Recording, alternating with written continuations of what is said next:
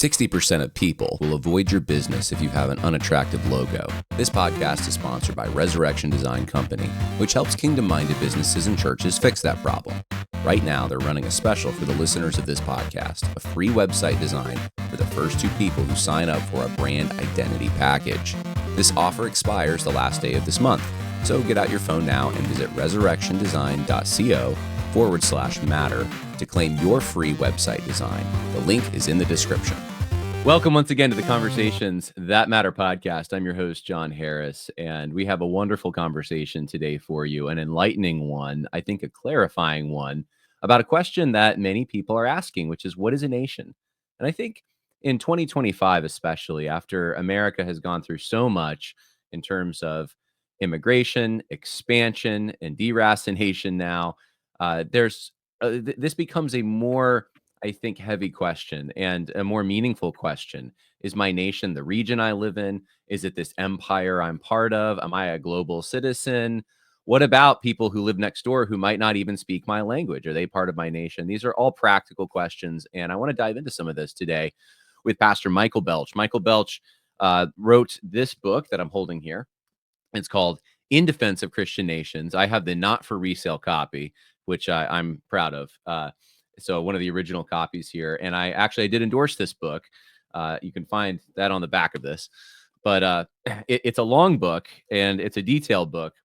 And you can follow Pastor Michael Belch at ML Belch on X, or you can also go to Iron Screw Publishing, which is his publishing company, which he published this through. And with that, I want to welcome Pastor Michael Belch. Thank you for being here. Thanks, John. Really happy to be here and excited for the conversation that we're having today. Well, let me give you the chance to introduce yourself a little more. You were a missionary. Maybe you still feel that way, but where were you serving? How long did you serve overseas? I'm wondering if that influenced your interest in this topic. It actually did quite a bit. And in relation to the question, if I still consider myself a missionary, my thinking on that has changed quite a bit. When I served with my family, we were in Taiwan. We were there for 6 years, from about 2013 to about 2020. And with COVID and everything, we happened to be back in the US visiting family, and lockdowns happened, and I got COVID, and the Taiwanese government basically cut off travel, and we just got stuck here in the US. And so that was God basically saying, okay, your time doing mission work in Taiwan is done.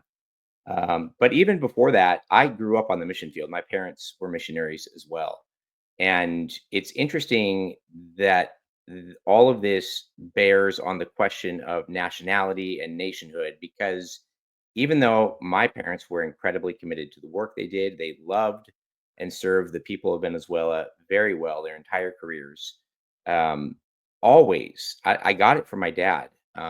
Always was just the understanding that we were Americans. We were serving the people of Venezuela. We were serving the nation and the church in Venezuela, but we were Americans. And there are plenty of Americans who are patriots. So I'm not saying I have an extra measure of it, but I got a full dose of love your nation. And partly it was, for me, just the fact that I lived in a nation. I had no animosity. I had a great deal of affection for the Venezuelan people and the Taiwanese people when I was there.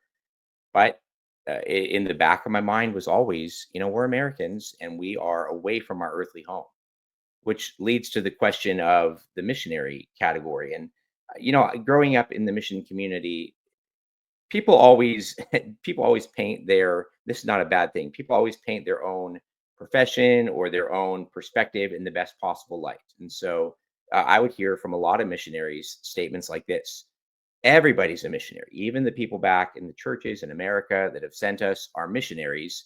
It just God calls some of the missionaries to go overseas, and some of them are called to work as missionaries in their home country. And actually, being in Taiwan as an adult, doing mission work as an adult, the perspective on that question changed quite a bit for me. And I realized, actually, that's not the way to think about it. We are all called to be evangelists in a sense. Like, we are all to share Christ with the people around us. But missionary is an unusual calling. It's permission that God gives to someone by virtue of a calling to leave the work that they ought to be doing to disciple their own nation and go to another nation to do that. And that does break the kind of the biblical 99.9% of the time pattern that God expects Christians to do. He expects them to disciple the nation that he's put them in. And then some of them he gives a call, which kind of selects them out from that, either for a career or for a time period to go and love another people as closely as they can to loving their own people by becoming like them, learning their customs, sharing their language, and preaching the gospel and trying to teach them to obey Christ's commands. I wonder, this podcast is not supposed to be about missions specifically, but Yeah. I do wonder whether we could do better at approaching that whole topic of missions. Of course, I had missions in seminary, and Hmm. it's very focused on the eschatological purpose of the Great Commission is not simply numbers; it is the diversity of people who will be gathered around God's throne, and so we're part of accomplishing this purpose. And it's interesting. I remember someone from Scotland had come into our missions class and had talked about, they call them the schemes in Scotland, but try to attract Mm. students. Of course, you have all these presentations every week with some other organization trying to attract young seminarians. And I felt a particular uh, interest in that, which is something that I was feeling more than thinking through, I suppose. But in retrospect, I realized it's because, I have a somewhat of an affinity, I suppose, for English and Scottish people because those are my ancestors, right? Hmm. More than I do for Chinese or Indians. Not that it's wrong to go to those places, but, um, anyway, I guess I just wanna say that it seems like this has been championed as the highest of Christian callings for a long time, and I'm just more skeptical about that. I do respect missionaries greatly, very much so, but I do wonder whether financially speaking and just even culturally speaking for our own country, whether this is a good thing to see the scale at Right. which this is operating. Because you can go to places like Turkey and teach. They want Americans to come and Yep. teach. You can go to places like China and do ESL, right? They want that. You can actually be pretty self-sustaining if that's something you're truly interested in, and you can get your feet wet and sort of, I suppose, figure out whether you have an affinity for this people and really want to plant your flag there. But instead, it seems like what often happens is you do the short term thing, you have the very emotional experience, and then based on that experience, you determine that you're going to spend foreseeably the rest of your life in some very foreign place. So you start learning the language and trying to learn the culture and all these things. Yep. And it seems like more often than not, that's it a lot of Christians come to support that effort, but it's not as successful sometimes as I think we're led to believe. And anyway, I'm summarizing a lot of Yep. conversations and Yep. experiences I've had, but would you it sounds like you're nodding along. So would you resonate with what I'm saying there? I resonate a lot. I have a whole chapter. The last chapter of the book is actually, what's the goal of missions, right? Or global evangelism. And in the mission community, I want to represent it fairly, but there's kind of a number that's thrown around, which is we want to reach 2% of a nation, right? And then we're going to call that nation reached. Now, the calculus is if we reach 2% of the nation, that should be enough. That's kickstarting the engine. The nation should be able to reach itself at that point.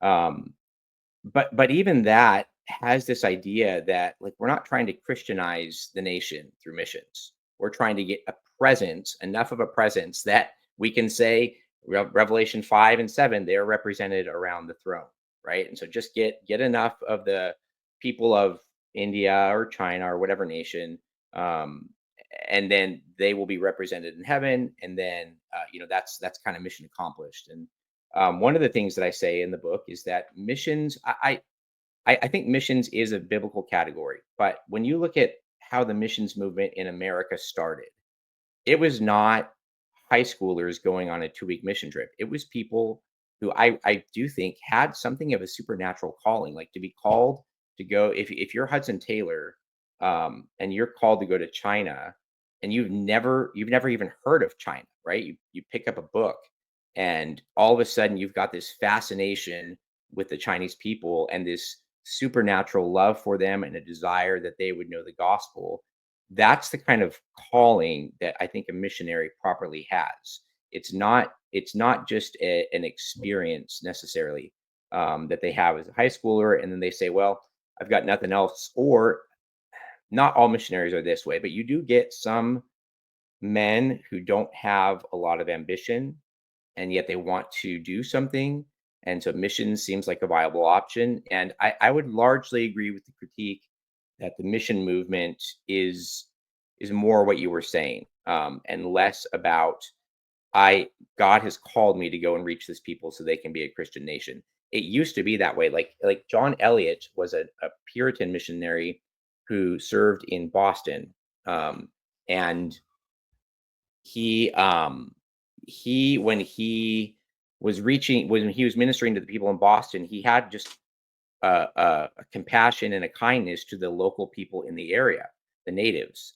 And so he started preaching the gospel. What's amazing about that is he worked to translate the Bible into their language, but immediately at the same time, excuse me, he was also translating English common law into their language, and he was building a way that he knew it wouldn't happen overnight, but he was thinking, okay, in a generation or two, maybe these people could not only be Christian, but they could be civilized and they could participate. Really, his goal was that they would participate in the British Commonwealth, that they would have a Christianized civilization. And that largely is not the perspective that missions have at all Mhm. anymore. Yeah, we were very, um, it was impressed upon us very heavily not to do those kinds of things culturally. That the gospel was the only thing, and more or less the cultural forms would grow up around this, and they would have a unique flavor, which I suppose to some extent is true, right? They're not going to Mhm. necessarily have pews and hymns and pulpits like we do, but uh, at the same time, I think what you just said about civilization is so true. When you have a paganized society, they have to navigate questions that go beyond just even the religious kind of worship things. They're going to be cultural things that they must figure out. But let's bring it back to the book because I would Mhm. love to spend all day talking about this. But the book is what I really want to push, and I think people should get it because it is, I think, a responsible take on this whole question. I'm not sure if you and I line up 100%, but the thing I love is that you've actually thought about these things, and you're not just making it up on the spot, which is what I see a lot of podcasters do. It's like we're going to explore this, and you've actually already done the reading, done the thinking. So, let me ask you, what is a nation according to scripture and natural revelation? I know you have these 10 elements. What do you, how do you think through all these elements and, is it like, I don't know if there's an analogy, but is it like a cake with all these ingredients and they all must be present, or what exactly is it? Well, before the ingredients, what we have to, I think, understand is God has a purpose for nations. And so I do think it's possible that you can have a nation without all of the elements. Just like, if you have a family where the father dies, that family remains a father. They're missing an element, but they will continue on as a family. But the reason why the elements of a nation are important is because nations are supposed to do something. They're supposed to mean something. And I guess if I could boil down the thesis of the whole book, it is that God gave the dominion and stewardship mandate to mankind, and he gave them a calling to worship him. And when you look in Leviticus, often service to God and worship to God are so inextricably linked that they're almost synonymous. And so when we say mankind is supposed to worship God, well, one of the primary ways that we do that is by serving Him. And one of the highest services that we offer to God is actually fulfilling the dominion mandate, which is to subdue the earth, to spread out, to subdue the earth, and then to present it back to Him in offerings of worship that we have accomplished. Now, the question then becomes, how are we to do that? And my thesis is the way that mankind best stewards the earth is by being broken providentially into national groups. And so a nation will enable and promote a kind of stewardship that sometimes when we think of stewardship, we think of, my family, we need to steward the paycheck or the resources or things like that. That's true. But God's actually after global stewardship, stewardship of the whole earth. And there are some things that are beyond, many things that are beyond just the scope of an individual or a family that He has given to nations. And so we can talk about that more later on if you want. But before, the reason we understand that the elements of a nation are important is because nations are supposed to do something, and that is steward the earth and provide a rich and fertile um, kind of set of guidelines for the people of the nation to steward and to know God, to serve and worship God. And so, because I believe that's what nations are primarily for, then you get into, well, what things compose a nation, and I synthesize it down even more into six phrases that begin with L. So a nation, I think, ideally has a land, a language, lineage, a liturgy, a common worship, common loves. So that's the fifth L: land, language, liturgy, loves. There's one in there too that I'm I that looking I'm for it now. forgetting. I That's okay. remember I'm you just doing having this. it'll come back to me. But so really what it is it's a people, and I distinguish in the book between a people, because you can have peoples. I think there are peoples in China. I think there are peoples in America. They don't have their own land, right? They're kind of under the rule of some other governing body or some other empire, that sort of thing. So a nation, I think, is people who have a degree, maybe not total. The Jews were a nation, even though there was Roman imperial authority over them, but they had the ability to exert and organize themselves on a piece of land towards hopefully heavenly and spiritual good, like Stephen Wolfe says. And so the land, the commonality of the bond, the shared history, all of those things are to give kind of these rubber bands of commonality that hold the people together so that they can organize themselves on the land that God has given to produce something worthwhile. Yeah, I'm looking for it in your book. You do have a section land, lineage, language. I'm trying to figure out what that Land, last L is lineage, here. language, So I loves, liturgy, law. Oh, okay, that makes sense Yeah, now. yeah. Okay. So I wanna get into that a little bit. Trying to think where to start here. All right, so there's this notion that I was exposed to in seminary, and I think it's pretty popular. Tim Keller obviously champions this, that the reason nations exist, I think this is actually more implied than explicitly taught, but that the reason nations exist is because there was disobedience and they Mm, were cursed at Babel. So God divided people up into these different regional places so that now I think you and I both know this is so that they would fill the earth, but Keller makes it out like this is some kind of a punishment, and then that curse was reversed at Pentecost, and so the church should be in the business of not just on an ecclesiastical level, but also on a natural level, um, breaking down barriers between peoples, right? And this is where we get the logic that the sojourners coming in, we don't even say uh, illegal migrants, right? The people who are coming right. in illegally to the United States are should be welcomed into the church, and not only that, but welcomed into the country as a whole. So I want to address that first because I think we've all, many at least listening, have been uh, consumed by this error and it affects our thinking. So maybe deprogram us a little bit here. Yeah, the first thing to say there is we have to acknowledge that there are verses that seem to say this. So in Ephesians 2, Paul talks about how Christ has come and abolished the hostility that existed previously. And it seems like he's talking ethnic categories here because he talks about Jew and Gentile and making the two into one new man. Really, what he's talking about here was their covenantal position. There was hostility between the Jews and the Gentiles because in the Old Testament, Israel was the covenantal people of God, Gentiles, while we have examples of them um, repenting, even like it doesn't necessarily say that Nineveh entered the covenantal people of God at the point where they repented.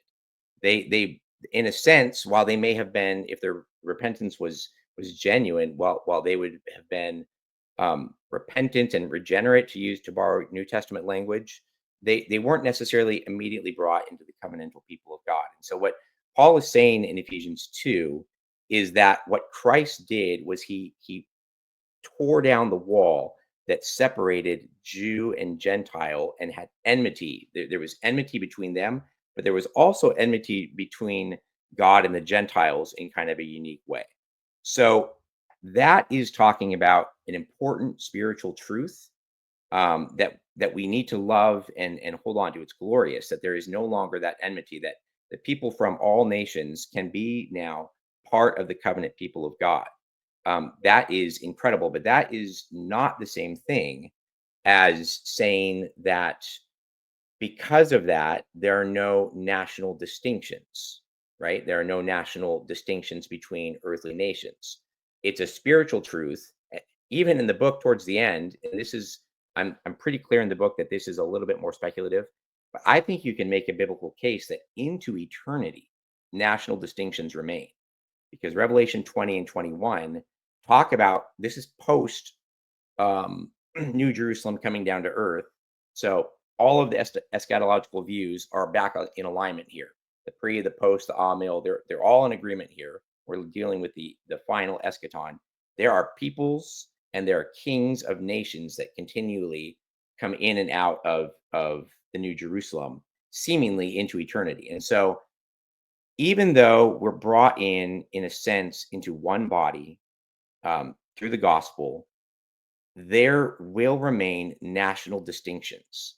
And what I think at the core of what people like Keller or people who believe what Keller is saying, what we fail to realize is there is such a thing as a good that is not eternally salvific, right? Like we can do civic good. The Dominion mandate is not about who gets saved and who doesn't.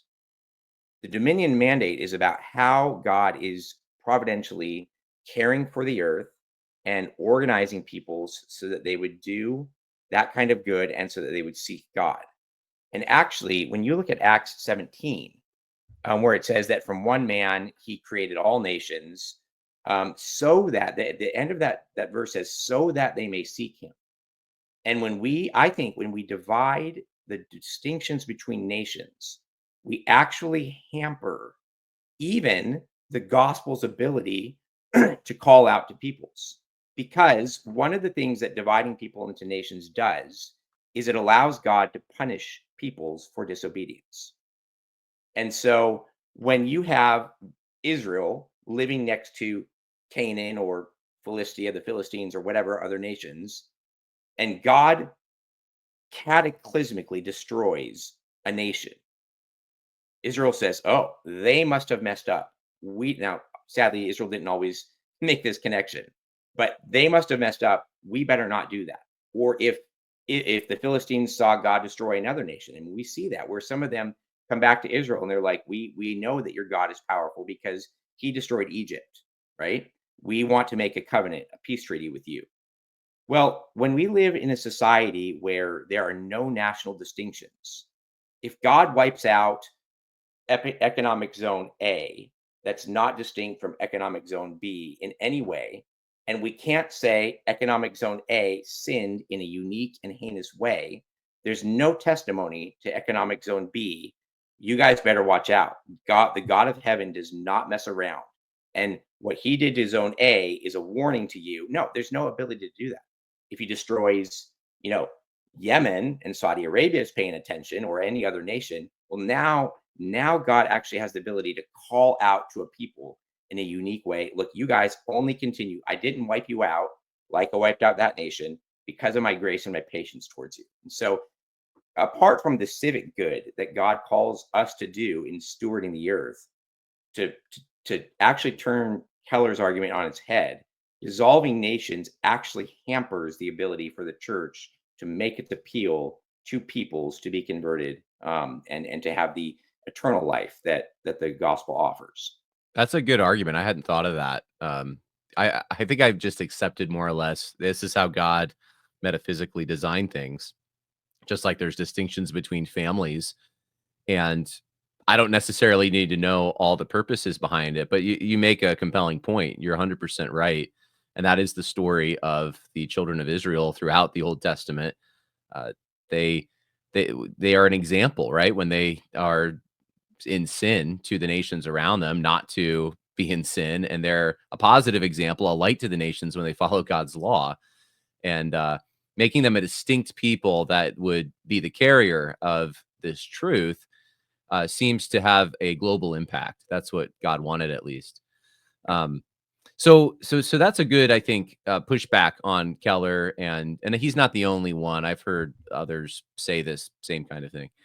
But when we talk about a nation, there a lot of people bring their own assumptions of what that is, and I think we have, coming from the Christian side of it, what we just talked about. But I think the attempt there is to reconcile Christianity to a liberal order that we Hmm. already believe in, essentially, or we have some kind of an allegiance to because we've been trained to have an allegiance to it. And it seems like that's a complicated thing how this all developed, and we don't, unless you want to. I don't know if we have time to get into all the reasons we came to this point of the Proposition Nation and all that. I do think most recently the Cold War had a lot to do with this, and trying to contrast ourselves with the Soviets and say that these are the things that make us unique. We have freedom. We believe in God, and if you come to the United States, you'll be welcomed in. You won't be constrained like you are in the Soviet Union.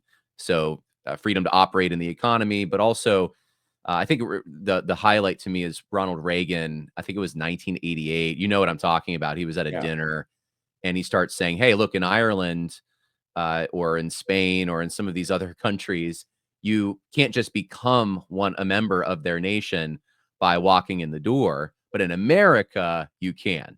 In Right. America, we are the exception, and this has become a crusade to try to make the rest of the world like us in that sense. And of course, built on the illusion that we are actually like that. And this is a higher, nobler good. We have discovered some kind of enlightened principle for organizing a people that no one else before us seemed to understand. So, with that, maybe help us deprogram a little bit and get back to a accurate understanding of what a nation actually is. You already said it's not an economic zone. Can it be just people with shared beliefs though? If they and obviously the low bar being, hey, I want to do whatever I want to do without molesting others. You want to do whatever you want to do without molesting others. We both want to participate in an economy, and isn't that enough? Can't we just call ourselves a nation with that? It's funny because the term nation, you've got the Nation of Islam, and with the Black Panthers, and you've got the the Cherokee Nation, the Indian reservations are referred to as nations. I actually think that's quite a bit more accurate. Um, it, I've been reading some early American mythology, and was reading Rip Van Winkle recently, and it's interesting because Washington Irving is tracing Dutch kind of mythological ideas through the story of Rip Van Winkle, because that was the fictional village that he's talking about was a Dutch colony a long time ago, but nevertheless it still retains some of its Dutch influence. It's like half an hour from me, by the way. Oh, is it really Oh, this is interesting? the local lore. There's Mm, a statue of Rip yep. Van Winkle in Catskill, New York, which is not far from Okay, me. there you go. Yeah. Yep. Even from the beginning, early on, I don't know about from the beginning, but the idea of America has always been called the American experiment. And why is it an experiment? Like, why did they early on self-consciously realize this is a bit different than the norm? Well, I don't know all of their reasons for calling it an experiment, but I have to think that to some degree it's because, not that nations don't have ideas. Israel, obviously, Old Testament Israel had a ton of ideas. They had a unique legal system. They had a unique covenantal relationship. They were commanded to be distinct from the nations around them. So nations obviously have ideas. They have important developments in legal framing. You think of the developments in legal order from the Greeks to the Romans. So there are novel ideas about how we structure ourselves legally and governmentally. Um, and yet the American project has always been referred to as an experiment. And we do see in Europe, for instance, the English people, that was a fusion of some leftover Romans, the native Britons, some of the Celts, and then the Angles and the Jutes, the Normans, the Saxons. We do see a process where distinct peoples kind of did meld together into a people. And I actually think that's one of the things we have to be careful of as in this discussion. I think nations and peoples are never actually purely static, right? There's always a bit of ebb and flow. It's not But like gender. yes, yes. But in England, that took place over 900 years, and I think what we are saying with the American experiment is that different peoples, different nations colonized America.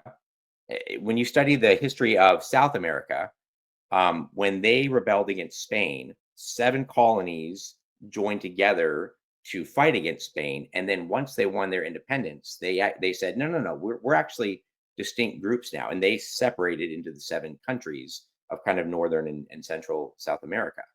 The US decided, we think that there's enough commonality here that we're going to try and loosely organize ourselves, a federation of states. And we have to acknowledge that reality as Americans, that we took some liberties that maybe aren't entirely natural, where we said the Dutch the Dutch originating people and the French originating people and the Catholics and the Protestants, we are going to try and weld ourselves together.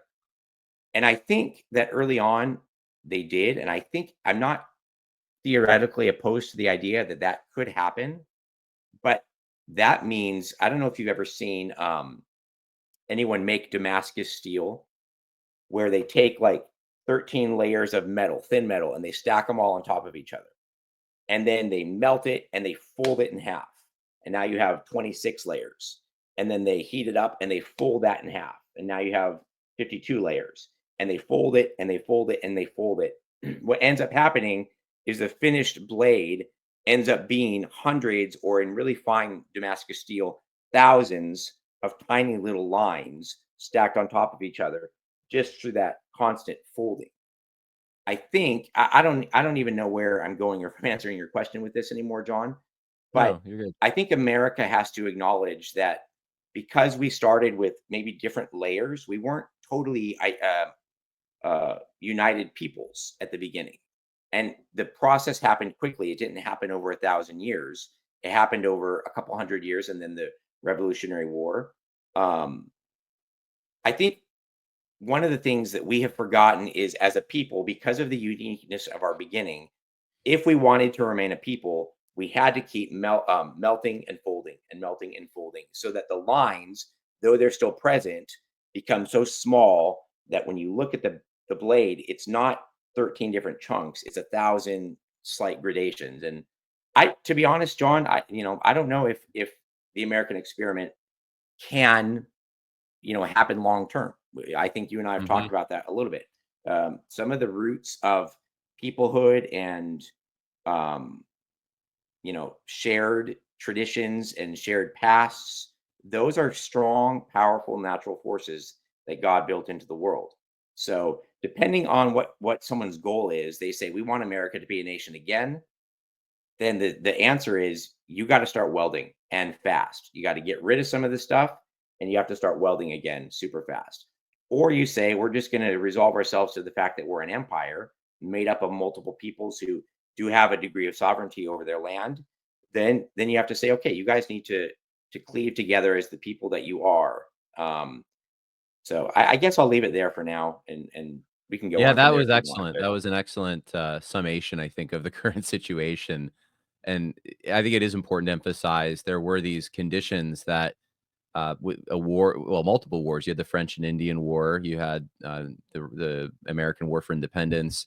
You had shared religion. I think Washington writes about this, and so does not James Madison. But that there were these shades of difference, but you all had a similar language, similar customs, similar religion, and it was similar enough that they could function in a federal republic, which is what we had, Right. not a national government that was forcibly conforming every colony to itself, and it only had really two reasons to even uh, to exist. One was trade, and the other one was common Yep. defense. Yep. So, in that kind of an arrangement, I those that diverse those diverse regions make sense, but we've become more and more of a modern state. Hmm. And I think especially in the War of 1860 to 65, there was a forced fusion. Yeah. And since then, it seems like we've gone from uh, conflict to conflict. We've had two world wars. We've had a Cold War. We have a war on terror. And these shared enemies have helped bind us together. And in addition to that, maybe even more importantly, also the expansion west, where immigrant groups could Yep. come and fuse with those from different regions of the country as they settled in these different regions. That was a unique set of circumstances that doesn't exist in most places. And I think you're right, though. It's going to the threads are coming unraveled even right now. I mean, think of Trump, right? If MAGA represents Hmm. America, which I actually think it does represent somewhat of the old order, the Lincolnian kind of American order. Um, it's a very low bar. It's a baseline. It's basically like, do you love this country? Do you think it's generally Christian? Uh, or at least religious, because of course Jewish people are included in this, and other minority groups who aren't necessarily Orthodox Christians. But do you generally believe that we're Christian? Do you believe in a free and fair market, and a man can pull himself up by his own bootstraps, rugged individualism? I mean, these are some of the Right. things that we've all come to appreciate about the United States, but those are all very low bars taken together, and Right. that's only half the country. The other half doesn't even want that. Right. I mean, I don't even know, like, you go to, like, Portland, Oregon, or, Seattle, Washington, or San Francisco, California, or Boston, Massachusetts, and you are in a different country, it feels like, almost, even though they speak the language sort of, and they have Right. some similarities. So, anyway, I guess what I'm trying to say is, I agree with what you're saying. And the solution in my mind, if there is one, I mean, it could just be we're going to get violence and that kind of thing in the future. Right. But the peaceable Christian kind of solution that I've tried to tap into is, let's lean hard back into that decentralized tradition if we Yeah. can, Yeah. and start gaining local autonomy and identity, and see ourselves as part of an empire, as you said. Yeah. I just don't know if Americans remember enough to go back to that. It seems like we're all kind of nationalists, and I mean nationalists in the negative sense, not the positive Mm. sense that Stephen Wolf uses it in, but in the sense of we're going to smash all these peoples together, Right. and by force, by coercion, they will Right. remain the same unit. People seem to just accept that now, and I don't know. I've tried to encourage Yeah. people, get back to the legends, get back to the Yep. lore, kind of like what you're doing, like understand what happened under your feet, um, be involved civically. I just don't know, though, that people's, like, lingua franca now is Hollywood movies, Yep. right? If you see someone reference something, if they want an example of courage, they're referencing Lord of the Rings. If they want an example of, some other virtue, it's Star Wars or the Marvel universe, and I just don't know that we survive that. If that's Hmm. that's not enough to kind of, like, blend us together. So, anyway, I'm ranting at this point, but I wanna hear from you. Um, 2 things. 1, practically speaking, someone moves in next door. They're brand new to the country, H-1B, right? They barely speak English, but they work, let's say, down the street. They work at IBM or something. You know, what's a Christian obligation to that person in the Ordo Amaris? Because I think we do have one, but what does that look like in comparison, let's say, to someone who has lived in that same region for a longer period of time, and maybe your families have known each other, you've intermarried and Hmm. that kind of thing. Um, well, let's start there. I had 2 questions, but let's start there. That's big enough. This is a question that I think we need to be thinking very carefully about as Christians, because two things are true right now, and we seem to be forgetting one of them. The two things that are true is that we are members of the church, of the body of Christ, and we are members of our political entity, nation, empire. I'll call it a nation for now, just for consistent terms. As as members of Christ's body, we have a duty to love our neighbor. And in the parable of the Good Samaritan, Jesus goes out of his way to point out, your neighbor is whoever God puts in front of you. Samaritan was not the same people. There was animosity between them. Even the rich man and Lazarus, I've heard it said that one of the reasons why God judged Lazarus so harshly is because probably that rich man, or that poor man's begging area was, I mean, maybe literally right in front of Lazarus's door. Like he would walk past him every day and would not extend compassion or kindness to him. So as members of the church, the global church, we have to acknowledge that God will providentially bring people into our lives, and we are to act like Christians to them, whatever it is. That means um, having goodwill towards them, means sharing the gospel with them, and it means, if there is a need that can be met in wisdom, and that's a really loaded statement, because that doesn't just mean we throw money at the people next to us or the homeless man on the street. So, in wisdom, we ought to have a disposition to do that. We ought to have a disposition of goodwill, especially if it can lead to the option of sharing the gospel with someone, right? This could be you think of the Ethiopian eunuch, and Philip didn't say, "Oh, that guy's not my people. It doesn't really matter. I'll never know him from Adam." Well, that was God's providential way of taking the gospel into Ethiopia. So we don't know what's going to happen there. Now, he was already traveling back to Ethiopia. I realize it's not quite an equal comparison, but that's the side that I think that we're forgetting as Christians in our attempt to recapture our political identity. We are members of a nation, or sub-nations, subcultures, and that identity is being completely unraveled intentionally, and in front of our eyes. We all see it happening, and it's like the videos of the slow motion train crashes, which I never really got into, but like you can see it happening and you can't do anything about it. And so a lot of us are feeling this real sense of like, just bringing the Haitians into Springfield does not make them American.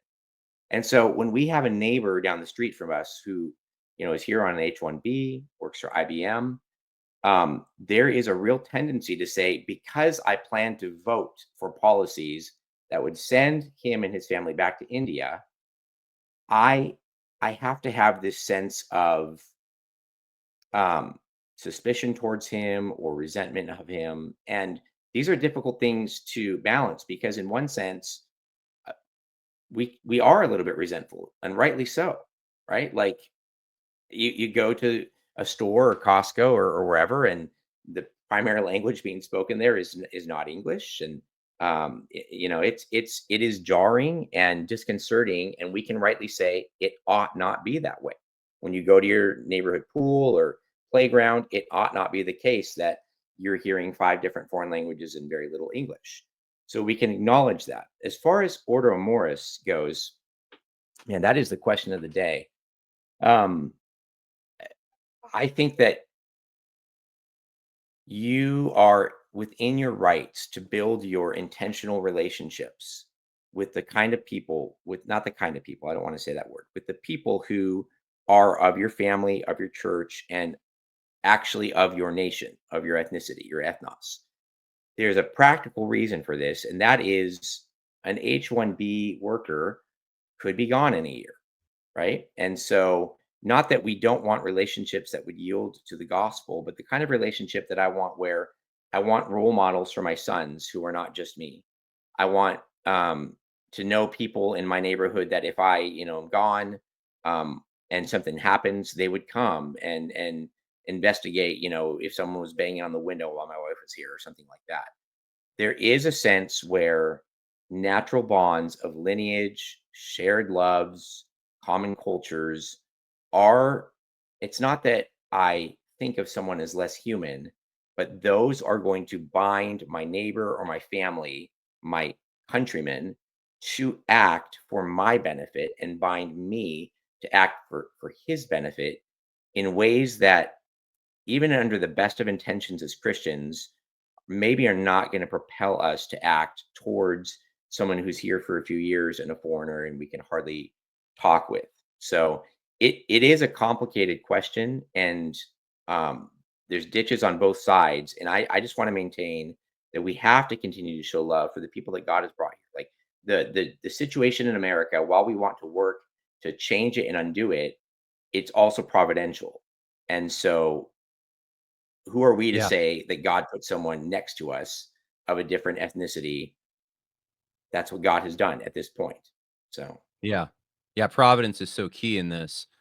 Um, one of the things that I've noticed a little bit of, and it is a little bit, but I think it's growing to some extent, is pushback against the proposition nation and a liberal order mhm, that, because these are complicated questions, perhaps is not maybe prudent. It's more, uh, it's wanting to foment those differences, highlight those differences even more than what they are, and maybe accelerate things to get to a point of kind of a race war. And I used to see this on the left quite a bit. I see this also growing on the right, though, this desire and just some nasty things that are said, mostly by people I don't know their names, right? But they'll be said online right. and so forth. And yeah, and one of the things, and this is why I bring this up, because I want to talk about this as well. We're living under the liberal gaze, and we have to push back against that. There's no doubt. And we want to be biblical about all of this and conform ourselves to God's order. But there are imprudent ways, I think, of dealing with this as well that don't help. And and so one of the things I've seen this a few times, ironically, is people will ask me, do you think Vodi Bakum, and they love to pick him just because he's Mhm, been on my show, but do you think right, Vodi Bakum shares the same nation with you, and then usually coupled with black people are not part of, they can't be Americans. Actually, that's usually how it's phrased. Black people right. cannot be Americans. And these aren't influential people that are saying this, but I do perceive this is a growing kind of sentiment. And I understand it to some extent. I do want to say that to begin with. I'm not trying to justify this sentiment, but I am saying that I do understand when you're vilified your whole life for being a white person, and Mhm, especially if mhm, you're a male, that can build up frustration, and frustration can certainly become resentment and anger. There's no doubt about that. And so it's a very understandable place to be at. But to pick Vody, since that's the example that's been pushed to my face a few times, um, this is where I think it gets complicated a little bit, right? Vody Bakum grew up in Los Angeles, right? He mhm, was born in Los Angeles. I was born in Van Nuys, which is probably only what 30 miles from where Vody Bakum was born. We had a very different set of experiences growing up, though. And it's not just white black; it's also mhm, urban, and at that time, a little more suburban, I suppose. It's also, I grew up into a Christian home. yep, I had parents, one set of parents from the Midwest, the other with lineage in the South, and they also passed that down to me, right? And so there's these cultural things at play, probably different pastimes, different cuisine, different all kinds of things. But we do share a geographic area, and so when I talk to Vodi, we can actually talk about that stuff because and I can't talk about that stuff with someone who's not from California. So actually, it's funny. right. They could be my brother. Well, not okay. They could be my second cousin, we'll say. I might share more in common in many other ways, but Vodi and I both know we know what real Mexican food tastes like. We'll put it that way. No one else seems to know, right? Vodi and I are also brothers in Christ. That means a great deal. We're also part of the Mhm, same basic, kind of Reformed Baptist group, which there's a lot of similarity there. We speak the same language. We think very similar about a lot of issues. But when Vodi went to Africa, he tells the story of returning to the homeland of his ancestors and feeling mhm, this deep. I wouldn't have felt that deep sense that he did. I would right. feel it maybe more in England, that this is the home of my ancestors. And so anyway, and we could go on and on and on about all the differences and the similarities, right? You and I have differences and similarities, I'm sure. Where were you born, out of curiosity? Were you born on the mission field, Michael? No, I was born in Washington State. That's where my parents' sending church was. Okay, you're a West Coaster then. Yep, So, yep, um, so anyway, like you and I, if we talk long enough, we'd find similarities and differences. And I think the main question becomes, what are enough similarities to yeah, actually share um, a place, a government, a shared life together, essentially, right? That becomes the question. And to make it a very simple mathematical calculation is a difficult thing. And I'll just say this in yep, closing and then get your response. It seems to me what's happened in the United States, and this is a very big tragedy, and you get in trouble. You have to walk in eggshells when you publicly even talk that's about right. this. But the slaves who came here were they came here not of their own will. They formed, by and large, I know there's exceptions. You have the Gullah peoples and other groups, but by and large, they came from different regions in Africa along the Ivory Coast, but they kind of created their own thing once they got here. And this Right, formed over centuries. And they also merged their music, their cuisine, and other actually beautiful elements of our American culture with the surrounding people that they were with. And this has become a problem, really, though, a problem in the sense of, I'm not saying black people are a problem. I'm saying though, this class of people having their own preferences and their own ways of living right next to people who have other preferences and ways of living. That friction on both ends has become a problem over time as relationships were cut. Dependency relationships were cut between masters and slaves, and then reformed between the government and impersonal government and slaves, and then put on steroids during the Great Society and the Civil Rights regime. And now there's enough, I would say, resentment, and there are true disparities in some of these regions where there's high concentrations of the descendants of these slaves, where they're kind of forced to live in a squalor. And if they escape, I don't mean forced in the sense of like someone's putting a gun to their head. I mean, they can leave, but if they leave and they achieve something of themselves, it becomes a brain drain on that area. And they go and they live in the right. suburbs with the white people, with a lot of white people. I'm obviously overgeneralizing for the purpose of the issue that we're talking about. And and it makes the greater group suffer even more, right? And so the sociologists look at these kinds of things and they want to come up with solutions, but it's like there aren't any easy solutions to the broader problem. Um, and so so anyway, I'm giving you basically a puzzle piece, a ball of wax, a ball of yarn that has to be Yep, untangled, yep. which I don't know that there is a good resolution. I mean, I can think of things that would make it better, cutting off certain incentives from the government, encouraging responsibility, um, trying to in organic ways form shared experience instead of forced ways. There's a whole bunch of things I can think of that would make it better, but I don't know that there's an easy solution to all of this. We've had, basically speaking, a nation within a nation, and there's exceptions to this, and there's a Mhm. lot of commonality.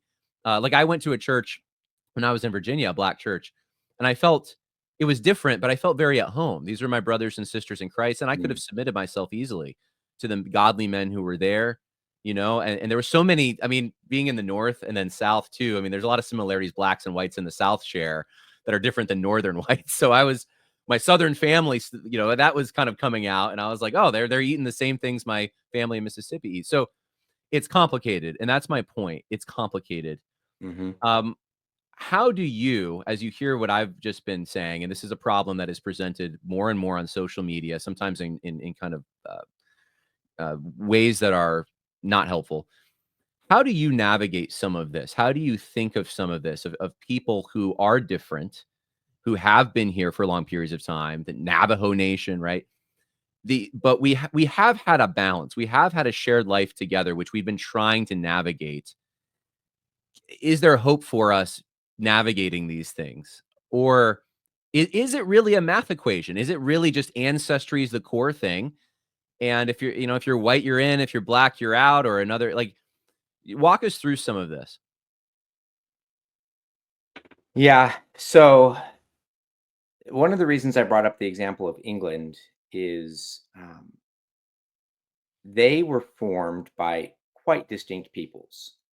Even genetically, the Celts were quite different from um, some of the Danish or the Anglo people that came over. There are some quite stark differences genetically. Um, one of my hunches has been in Europe, because Europe is smaller than the US.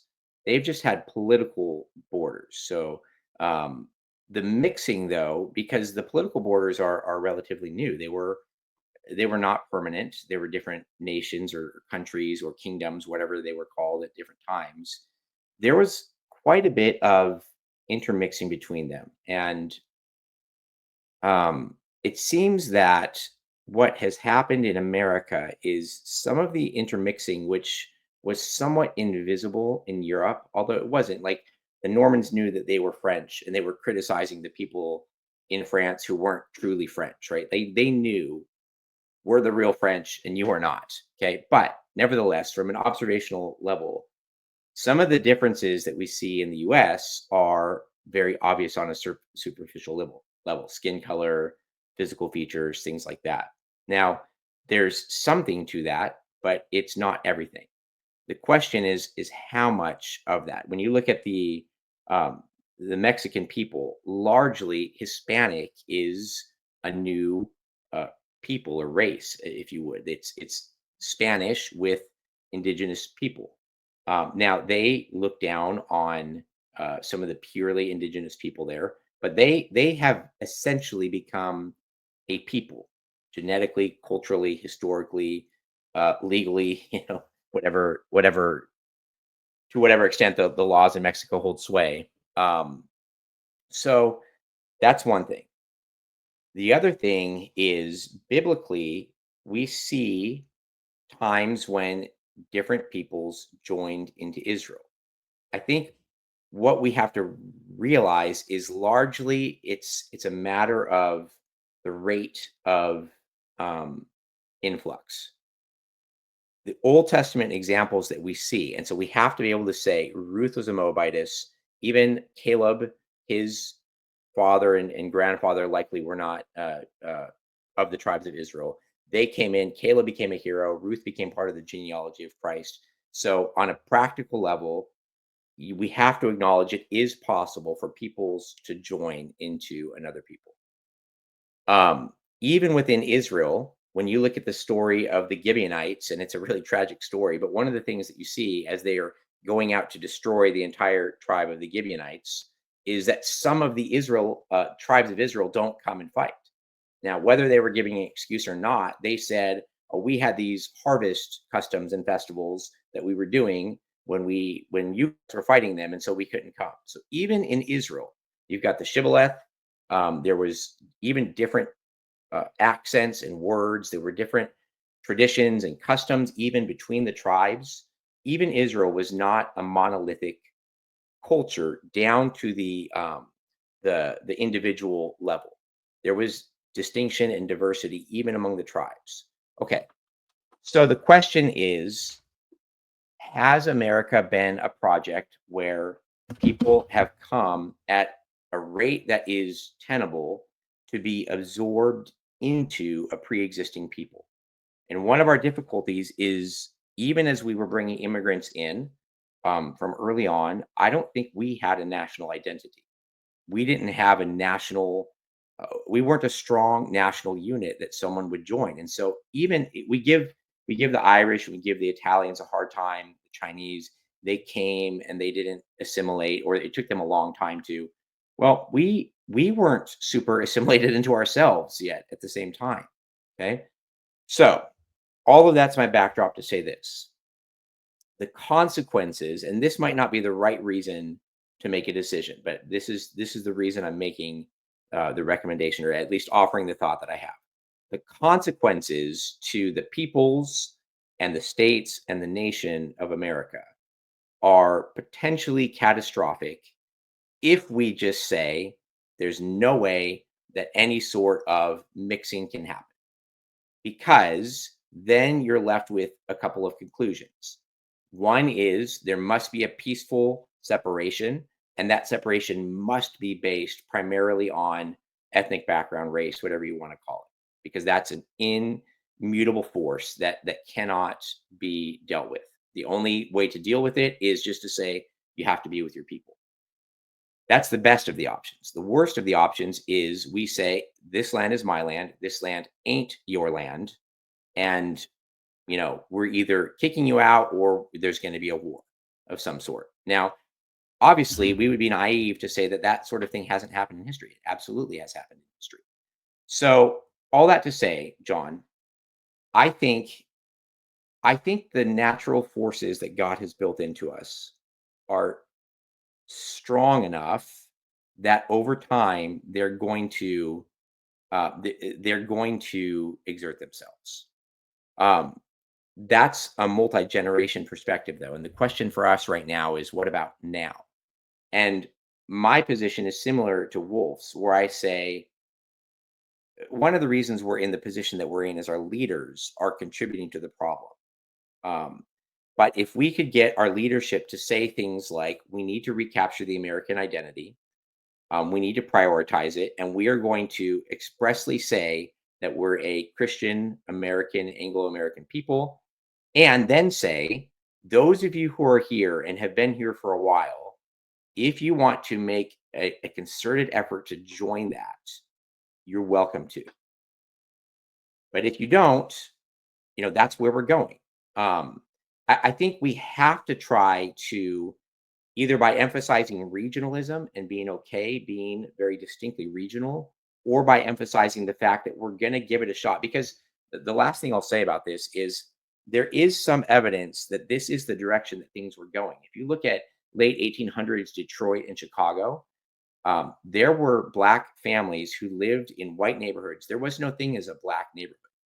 They went to the same schools, they were part of the same social clubs, and when Black people were given the right to vote, many white neighborhoods elected Black aldermen and city council members.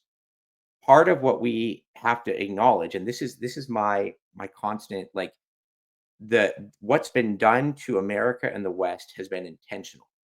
The Frankfurt School, the neo-Marxists, they realized economic Marxism was failing in America, and they said, we still want to destroy America. If we can't drive a wedge between the classes, what's the wedge that we can drive? And they drove it between whites and Blacks. And the question to me is, was there a joining that was going on? I think that a case can be made that there was. And then if that was fractured along a real line, that line was there, is that fracture so fundamental now that it cannot be brought back together?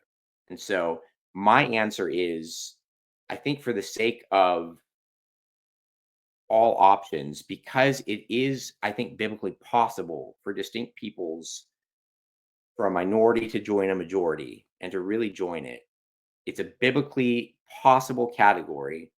I think we need to push for that. And then say, okay, well, if it doesn't happen, it's not because we didn't give it our best effort to. And then you have to have reasonable men who can have reasonable conversations and say, look, we tried this, it didn't work. What's the amicable option here for separating? Yeah, and making sure that everyone in the situation is respected and Yes. their well-being is a priority. Um, yeah, it seems to me the word from like the southern word, right, is agitation. It always Mm, agitate, but that is the history of our country on this point. There's been a lot of agitation from the general or national government on these things, and it seems like biblically speaking, uh, it's organic interaction usually at the right scale too, in which right. these things actually fuse and there can be a commodious, peaceful environment. Um, but I don't know how much you've read of like Dixiecrats and those kinds of guys, right? They really wanted to kind of keep segregation and this kind of thing. Right. But if you read the Right. Southern Manifesto, which I found this fascinating because it kind of jarred me years ago when I was studying this topic. They talk about the organic natural ways in which blacks and whites in the South lived. And the reason the South is kind of ground zero is just because there's such a high population, right, Hmm. of black people and white people living beside each other. The only comparable other regions would be some of the urban areas in the north. But anyway, they just say that we don't want to disrupt the good thing that's happening. And I you wonder what are they talking about? I thought they hated blacks. What are they like? Maybe some of them did, but like, what are they? What do they mean by that? That seems to have like the best interest of both in mind on some level. I'm not saying I agree with them on everything. I mean, this could be clipped and so forth. And I'm not saying I'm a Dixiecrat or anything like that. I don't. I think the conditions then are different than the conditions now. But I found that did not fit the narrative. And then Mhm. I remember I was studying. I was in an I don't know is it why they had this class. It was an elective, but I took it. It was in grad school called Elvis and Pop Culture. So we just learned all about pop culture. And one of the things that I found interesting was at Elvis concerts in the 50s, they would like Elvis started out, you'd have these segregated concerts. And by the end of the show, when there's an encore, they're completely integrated and no one cares and no Mm. one's doing a thing about it.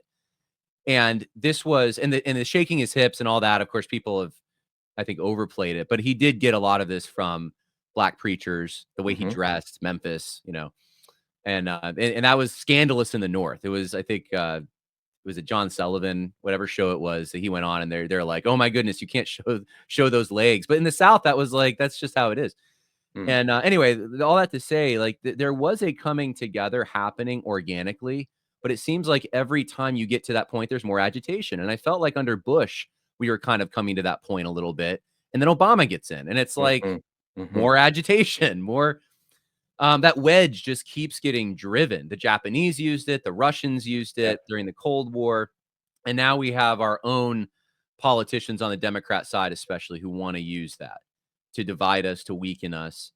And it, I mean, it is obviously taking advantage of somewhat of a weakness because there's these natural differences that have existed, but I think I agree with what you and what I think Stephen Wolf was trying to say too is like we don't add to that. That's the big thing. We don't add to that by bringing in people who are even more dissimilar Right. when we already have strains. We have strains between the 4 British folkways that came here. Those were Yep. there from the beginning. We have strains because of all the Germans that settled out in the Midwest and Scandinavians in the Northwest. I mean, they're all different. And if we just add to it, we have to give it time. That's the main thing I see Steven saying, and I hear you saying is you have to give this time. And if we're Christians and we interact with each other in charitable ways, then we can actually navigate some of these things in peaceful ways. And but if we're not Christians and if we keep adding to the problem, all you're going to get is violence and disturbance. And Yep. so I guess with that, I would be comfortable saying, yes, Vodi Bakum, while we share differences and he has maybe a different lineage than I do, then yet we can share a nation together, I think. And he can live Yeah. in my neighborhood and I can live in his. And, our kid, well, his grandkids, I guess, because he's older, but his grandkids and my kids can play. Yep. And it's totally fine. And it's, and that should be, I think, the attitude of a Christian, especially toward another Christian who speaks your language and has your theology and has very similar culture in many ways. Yeah, and the other thing with that, John, is it is a little bit. It's just interesting to me that I've heard the story about Bodhi going to back to Africa and feeling like he was in his ancestral land. Well, black slaves were in America almost as long as white English settlers, colonizers. That's right. So, like, why the question I have is why do we say about Bodhi that's actually his land and where he belongs? I'm not saying we. I'm saying the voices out there on Twitter that would say these Right, same right, right. things. But we wouldn't say, John, you belong back in Scotland. Right. Like the reality is this is where we are, right? And Bodhi's coming back here. He has come back here. He didn't stay in Africa for his whole life. I'm sure there's lots of reasons for that. I don't know Well, personally he what they has were. told me personally that Mhm. he didn't his family didn't even really fit in, right? They're over there Yeah. and he's recognizing these things, these heart tugs, but at the same time, he knows, hey, we're different. We're Mhm. from California. It's different. We've been shaped by generations now in a different Yeah. place. So, what are you going to do about that? And sometimes people making these comments, yeah, I don't know obviously what their ancestry is, but it's like if you came over in Ellis Island, or if you came over during, German waves of immigration in the mid 1800s, Voti probably predates you in this Yeah. country. Yeah. Voti's ancestors do. Who has more of a right to be here? Yeah. You know? Well, and the other thing is, this is where the question of race and ethnicity, it actually is. There's a reality there, of course, but there's also a sense where it's a social construct, because let's take a biblical example again. We've got Abraham, and so he has his sons, and then Isaac, and then from Isaac we get Jacob and Esau. Well, Esau founded a line, a nation, a people, and so did Jacob, Israel. Well, when you look back in history, it's not actually super clear why a people end up associating or gathering themselves around the particular founding member. Why wasn't it one generation before that? Why wasn't it one generation after that? Why Mm. do sometimes families divide, and both of these now are distinct people genetically before that, or ethnically, or historically, or with lineage, all of that, they were the same. And yet, as they're looking back, uh, they actually, we say, oh, actually, they ended up becoming two peoples. War is one of the reasons, but that's not all of the reasons. And so, even there's a reason why the Germanic people became the Germanic people, and the Danish people became the Danish people, even though they're in fairly similar reasons regions. And again, that's to your point, it's not just mathematical. Like, there are providential things going on when God forms a people into a nation and gives them a distinct identity. And he does it with many, many different ways. Sometimes it is war, sometimes it's cultural achievement, sometimes it's just they were in a secluded area and there was no Geography. interaction from outside. The point is, there's lots of ways that God goes about forming a people and a nation into the thing that it is. I think it's the essence of modernity to try to reduce it to one thing, Mm, and I when you I think, just for the viewers, because 'cause they've heard me rage against people who say race is a social construct. When you say that, though, um, I think so maybe, I don't know, we don't have much more time. I don't know how much time we have to get into this, but when we talk about race, ethnicity, nationality, I see those things in a pre-modern sense as basically the mhm, same thing. And today, because of Darwinism and because of yep, now critical race theory, these things have been divided into these very specific things. Um, for critical race theorists, race is power dynamics. For Darwinists, it's reduces to genetics. Ethnicity is now basically culture. But I actually look at all those things as, in a pre-modern context, is basically the same thing. they That's a were, yeah. different people, and they're just different. They're distinct. We have different habits and down the line than, compared to them. Um, so anyway, we should probably, since we've been going over an hour, you've been very gracious with your time. I should probably not take up too much more of it, but I do want people to consider these things. And there's so much more we didn't talk about in your book. Here it is, In Defense of John, Christian let me Nation. say, I'm sorry. Let me say one other thing about Please, that last comment, and I won't take too long. please. Um, when I was researching for the book, I was doing some word studies in original languages, and the word people in the Old Testament, a people, was is and the Vine's Bible dictionary, and it had a really interesting way of describing it. They said a people depends on objective things, history, lineage, things like that. But then they said there must be a mutual consanguinity.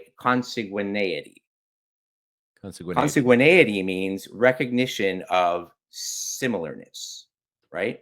And that's why I say I agree with you. Race and ethnicity are not social constructs in what we mean. But there is a social sense where a people say we're the same, even though we're only one or two generations descended from those people over there. Like, there is a social nature to it where they come to have a collective consciousness of being together, whereas it's not always clear specifically why they are together and not with those guys over there. Do you think that that's the divide between, or one of the divides, I should say, between, let's say, the boomer generation and the Gen Zers, because I remember in the 90s going to, and the early 2000s, going to these patriotic celebrations, and everyone was there, you know. Mm, The Boy Scouts there and the veterans there, and everyone's saluting the flag, and it's just there was a feeling of togetherness. I mean, I could get chills going up and down my spine just thinking of those times, and it doesn't exist anymore. It seems yeah. like the young people aren't showing up to those things. Even at that time, people were already starting to say the young people aren't showing up as much, but boy, they were there in larger numbers than they are now. Mm. Um, Despite all the differences that you highlighted, there did seem to be somewhat of a what's the word? Now I can't pronounce it. Consanguinity.